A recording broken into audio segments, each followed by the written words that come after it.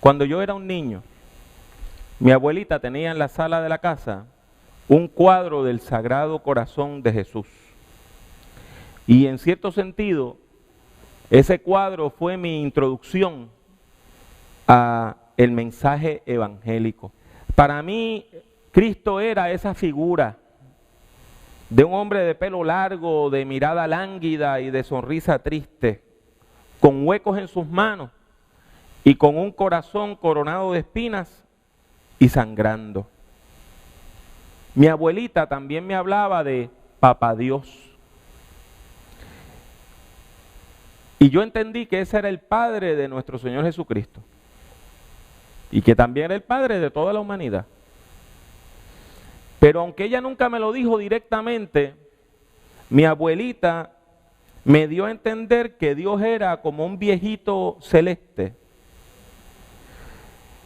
y que vivía en las nubes. Ella me decía, no te portes mal porque Dios llora. Y sin quererlo, mi familia me enseñó una imagen equivocada de Dios. En mi mente Dios era débil. Era alguien que sangraba y que lloraba. En lugar de amar a Dios, de respetar a Dios o de temerle, yo debo confesar que lo que yo le tenía era pena a ese pobre viejito que lloraba si yo me portaba mal. Y yo me imagino que mi experiencia no es única, sino que muchos de ustedes tuvieron experiencias similares, que crecieron con conceptos de Dios equivocados. Hoy hay mucha gente que todavía piensa que Dios es un viejito celeste, débil y lloroso, que Dios es un tipo de abuelito cósmico que está en un nursing home en los cielos. Usted entiende que está en un hogar para personas retiradas y que llora por la humanidad y que al final de los tiempos pues va a salvar a todo el mundo y va a perdonar a todo el mundo y va a aceptar a todo el mundo en los cielos, sin importar los pecados que hayan cometido o la forma como hayan vivido. Y yo quiero aclarar una vez más que ese concepto de Dios está equivocado, ¿sabe? Ese concepto de Dios está equivocado. La Biblia no describe a Dios como un ancianito que está retirado en la eternidad, moviéndose, meciéndose en un sillón en una nube. Mire, todo lo contrario. Hebreos 12:29 dice que nuestro Dios es fuego consumidor. La Biblia habla de Dios con toda claridad. Y desde las primeras páginas del Génesis hasta las últimas páginas del Apocalipsis, hasta las últimas páginas del Apocalipsis, vemos que la Biblia describe a un Dios que está activo, que está involucrado en la vida humana, que está metido en la historia. Mire, el Dios creador no abandonó la historia. ¿Me entiende bien? El Dios creador no ha abandonado a la humanidad. Tampoco se diluyó en ella.